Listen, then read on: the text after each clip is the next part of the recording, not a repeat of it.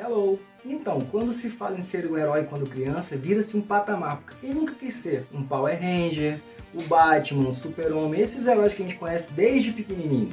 Então, nos games também não muda muita coisa, porque como a gente já sabe, tem um porrilhão de jogos só baseados nos heróis, aqueles que tanto amamos, e aqueles também que a gente odeia, né? Tem uns heróis aí que a gente não gosta não. Tem muito jogo, muita mídia, muito filme, tudo envolto em mídia que conta, né, a história e o drama do herói e do vilão para mostrar como que ele se tornou aquele herói, aquele vilão, dá uma dramatização toda para no final das contas você ter toda aquela capacidade de absorver a história. Em muitos casos também ficar com pena o próprio vilão em si. E aqui nesse vídeo não são heróis querendo justificar suas ações e nem tentando se purificar e nem se redimir, digamos assim. É pura maldade mesmo, só isso. Então, espero que vocês curtam o vídeo, mesmo demorando um pouco de tempo para sair.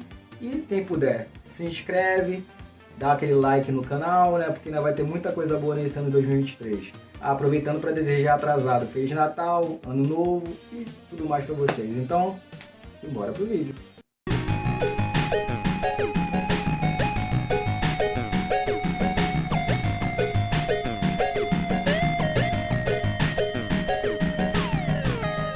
Lucius, Microsoft Windows. Lançado dia 26 de outubro de 2012, foi classificado como Survival Horror, mas eu tenho minhas dúvidas, afinal é você que toca o terror na sua mansão. Conta a história de, logicamente, Lucius Wagner, filho de família rica, nascido justamente num dia de ritual satânico, no qual você vê na introdução uma sombra invadindo a sala de parto e tomando conta do lugar. O garoto se deu bem nascido em família rica, só que o guri em forma de capeta, o próprio Satã é seu pai e veio pedir as almas dos que moram na mansão, e cabe a você provocar os mais bizarros acidentes, como fazer o mordomo escorregar no gelo e ser atravessado por uma estalactite, ou trancar a empregada no frigorífico e diminuir a temperatura até a morte. Eu digo que funciona mais como stealth, pois se alguém te pegar no pulo, é game over. Lembrando que existe uma versão de Make feita para Android que vale a pena ser conferida. Cult of the Lamb, Nintendo Switch, Sony PlayStation 5, PlayStation 4, Microsoft Xbox One e Mac OS.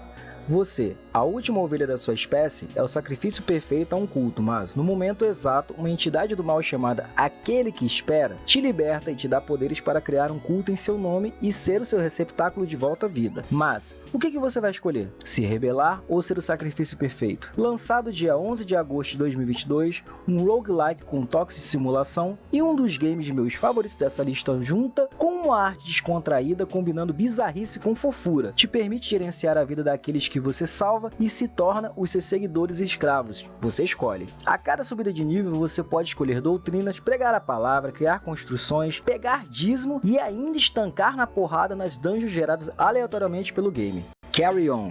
Nintendo Switch, Xbox Series X, PlayStation 4, Xbox One, Linux e Microsoft Windows. Lançado dia 23 de julho de 2020, te coloca na pele de um ser que se adapta ao ambiente e muda de forma constante. Feio pra caramba e cheio de tentáculo que derruba e decepa tudo no caminho. Pense em um game estilo Metroid, só que você não quer salvar nada, somente destruir e se alimentar cada vez mais. O plot também é contado pela visão dos cientistas com flashbacks e, aos poucos, as coisas vão se esclarecendo. O monstro, como é chamado no game, tem formas peculiares como ficar invisível, ganhar espinhos, mudar a massa corporal e endurecer feito pedra, deixando tudo mais difícil na carnificina desenfreada. Prototype, PlayStation 3, PlayStation 4, Xbox One, Xbox 360 e Microsoft Windows. Lançado dia 9 de junho de 2009, no game você é Alex Mercer, um doppelganger. É aquele tipo de mutante que muda de forma, assim como a mística lá dos X-Men, que não se lembra como conseguiu os poderes e nem o motivo de uma cidade inteira estar infectada por monstros e todo tipo de aberração. O game é de mundo aberto e te permite a liberdade que todo gamer sempre quis. Correr por prédios, usar cadáveres como skate, realmente acontece isso. Correr em super velocidade e por aí vai. Tanto monstros como humanos podem ser assimilados, eu ia dizer devorados mesmo, e suas memórias são mostradas contando um pouco do seu passado. Manhattan é pequena aos seus pés, pequeno gafanhoto, vá se alimentar. Shadow of the Colossus, PlayStation 2, 3 e 4. Lançado dia 18 de outubro de 2005, e por causa desse game nessa lista que você deve estar se perguntando, ué, mas ele não estava salvando a garota? Pois é. Game de mundo aberto te coloca na pele de Wanda, que tem como missão de vida resgatar Mono, a donzela com uma maldição mortal que somente pode ser quebrada com a morte dos Colossos, seres gigantescos que habitam o mundo aonde vive. Com Contando com a ajuda de Agro, sua fiel montaria te permite explorar cada canto e desvendar os segredos mais obscuros. Esse game é descrito como uma obra de arte minimalista, pois não existem medidores em excesso na tela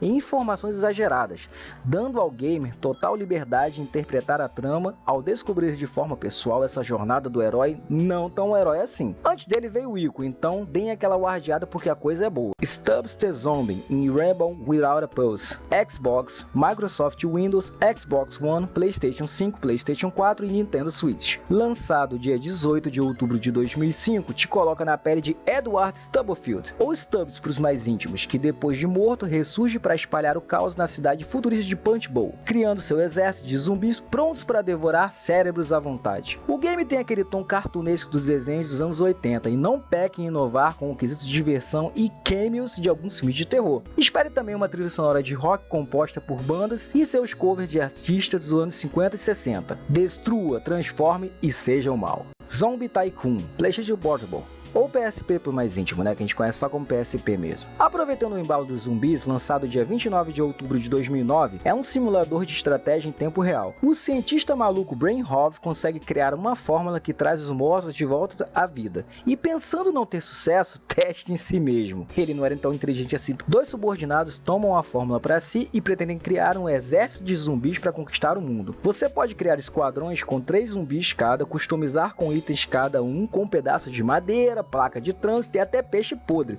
fortalecendo e tomando áreas da cidade. Não vai ser fácil, porque os humanos também estão bem armados e nem sempre fogem em desespero. Dark Half Super Nintendo. Mesmo que de começo te coloque na pele do paladino Falco, não demora muito para te colocar no encalço de Rukio, uma entidade maligna que é capa desse game lançado em 96, somente lá no Japão. A fórmula de destruição do mundo aqui não é novidade, mas nesse RPG de turno isométrico nada aqui é convencional, pois Rukio precisa da energia para caminhar sobre a Terra e ele não poupa mulheres, homens ou crianças em seu caminho. Algumas cenas, mesmo com seu formato 16 bits de C, causam desconforto no game e nos faz pensar nos motivos aparentes desse ser mal que assola a humanidade. Ele não está só, podendo invocar demônios para ajudar nas batalhas, que não são nem um pouco fáceis e muitas das vezes apelativas. Blood Omen Legacy of Kain, PlayStation, Microsoft Windows e MS-DOS. Muita gente começou pelo game Legacy of Kain Soul River e não sabe que antes dele existiu esse Dungeon Crawler, lançado 1º de novembro de 1996 e nos coloca na pele de Kain, um nobre que acaba sendo morto por bandidos, revivido por uma maldição vampírica e em busca de vingança. Aos poucos que vai em busca do Círculo dos Nove, uma oligarquia corrupta dos supostos deuses, ele vai se esquecendo da sua humanidade, encarando tudo como uma bênção e não mais uma maldição. Com o visual mais puxado ao realista na época, lembra muito Diablo, com uma progressão bem mais lenta, abriu portas a sequências além de Soul River, nem tão pouco bem-vindas, digamos assim. Texas Chainsaw Massacre, Atari. Simples e polêmico para a época